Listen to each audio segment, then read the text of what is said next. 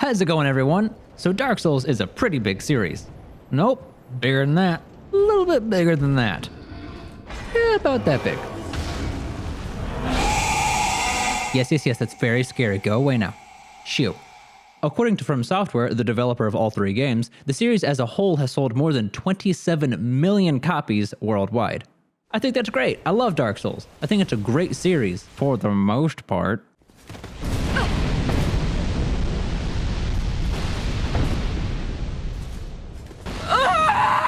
Quality game design right there.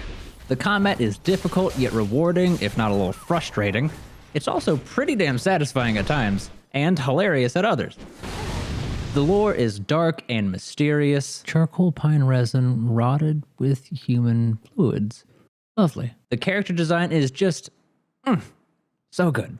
But after playing these games for hundreds of hours on multiple platforms, I started to notice a certain homogeneity amongst the characters. A single unifying trait.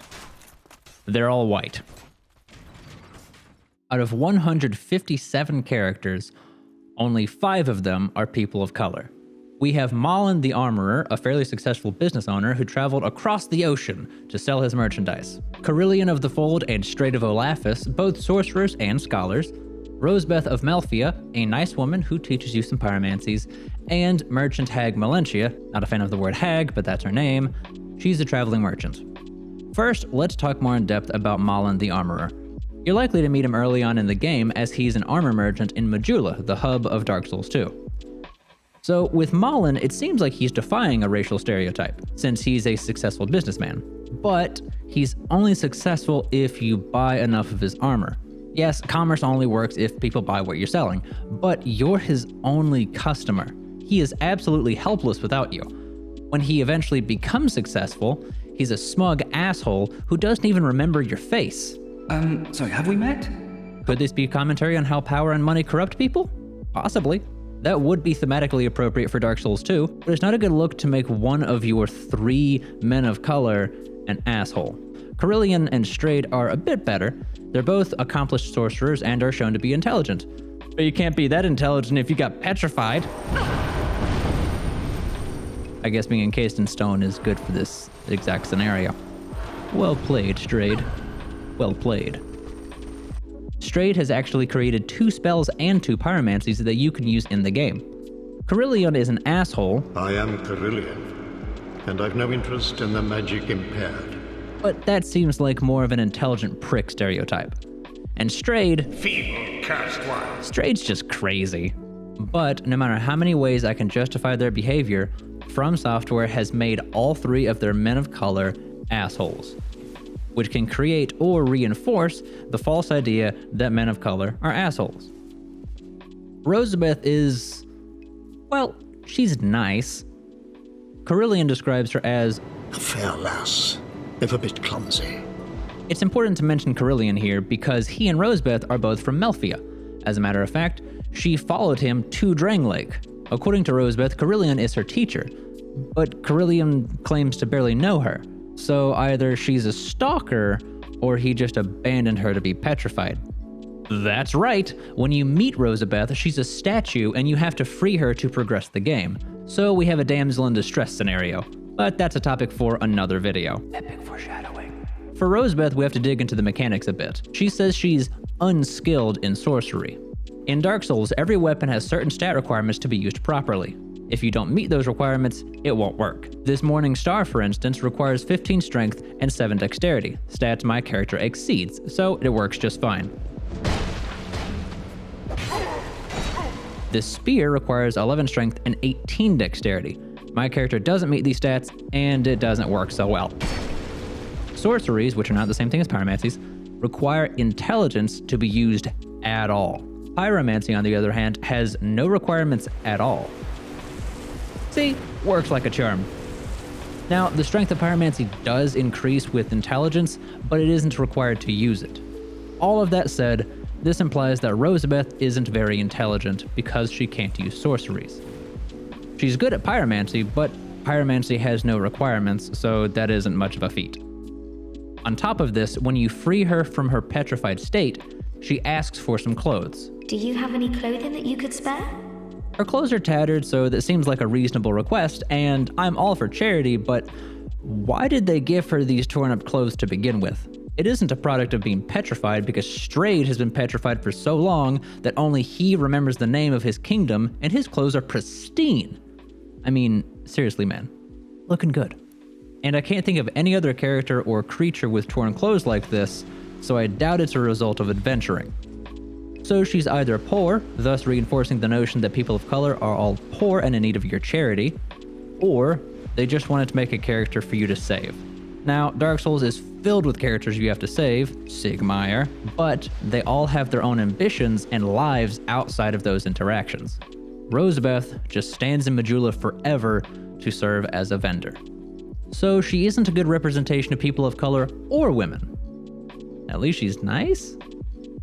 Next is another woman of color, Melentia Hag Merchant? That ain't right. Merchant Hag Melentia. She's another merchant you meet early in the game.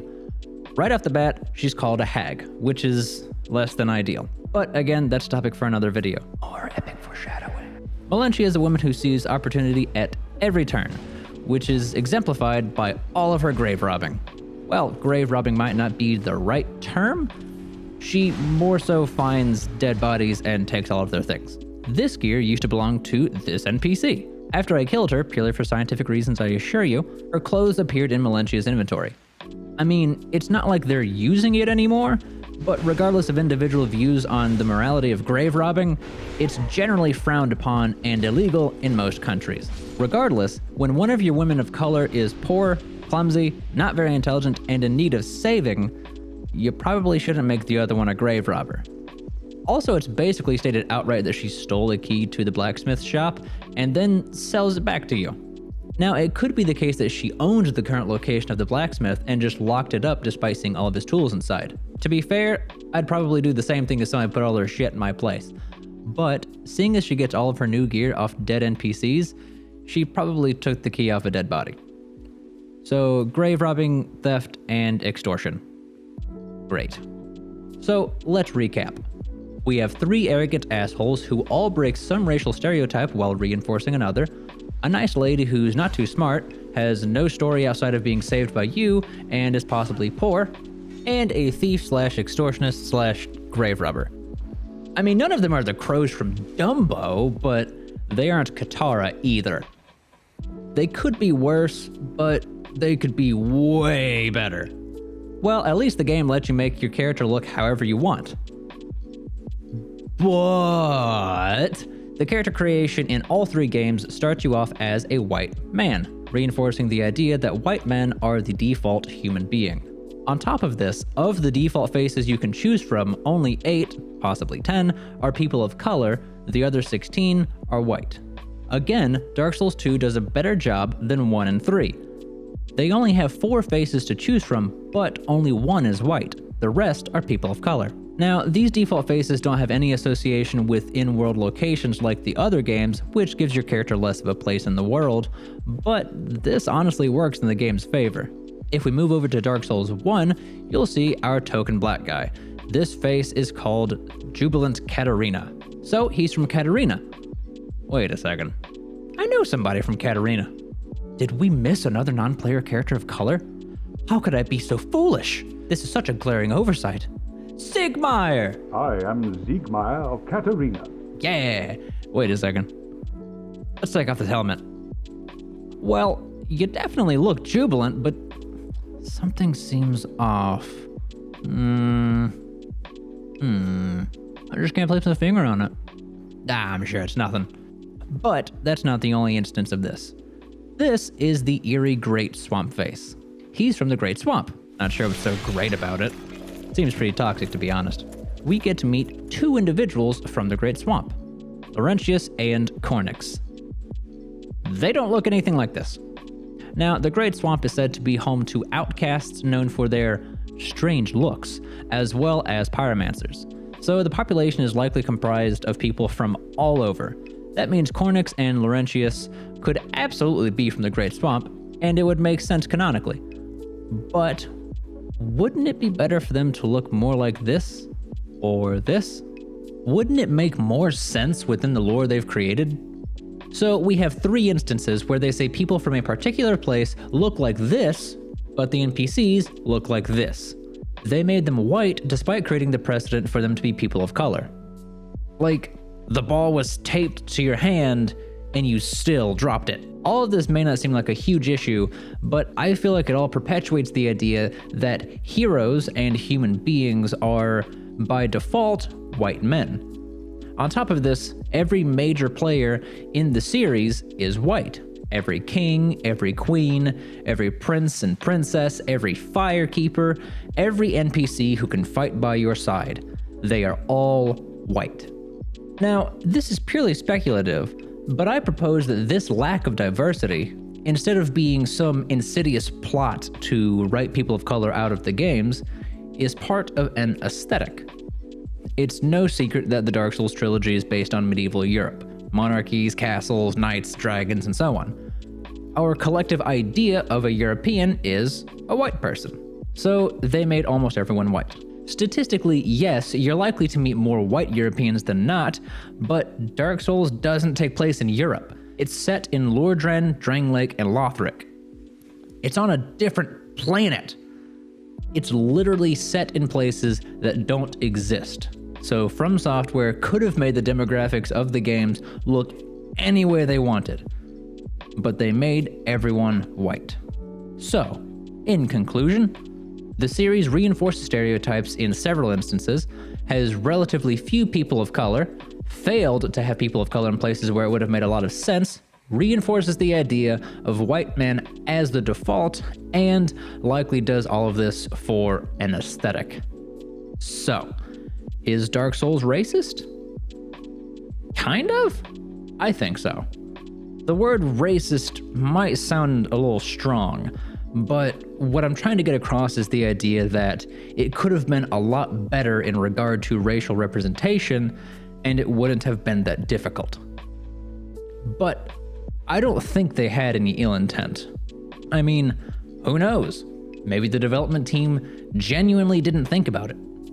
Maybe when they envisioned the people of the Dark Souls world, they just unconsciously thought up a bunch of white people. Maybe they're victims of the white aesthetic of high fantasy that's been fed to all of us since we were kids. Maybe. I have no way of knowing another person's intent. But even if that is the case, that doesn't excuse it. We shouldn't just let them off the hook because they were ignorant. We should hold them and all game developers to a higher standard than that and demand proper representation.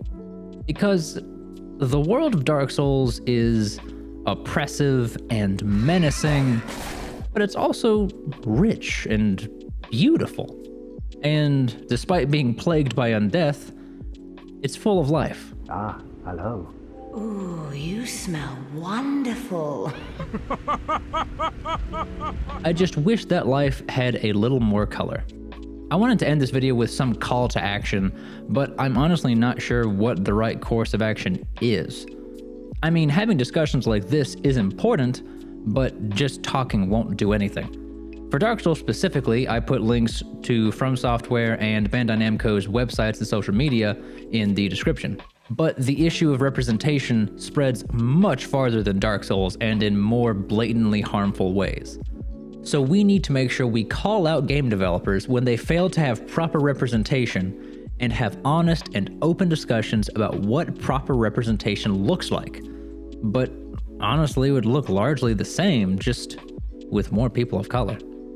Thank you so much for watching this video. I hope you enjoyed it.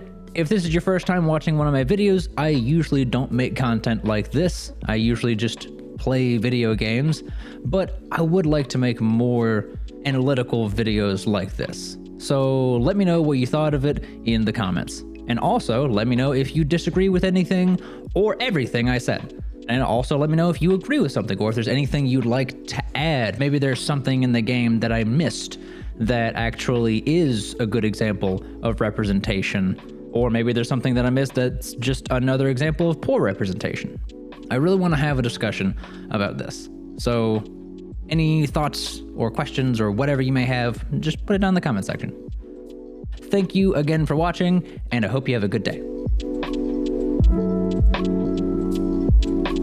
Oh, and one last thing. I just want to give a quick shout out to the YouTube channel Writing Women, link in the top right corner and also in the description. She helped me out a lot with the script, so why don't you click on one of those links and head on over to her channel, give her some love.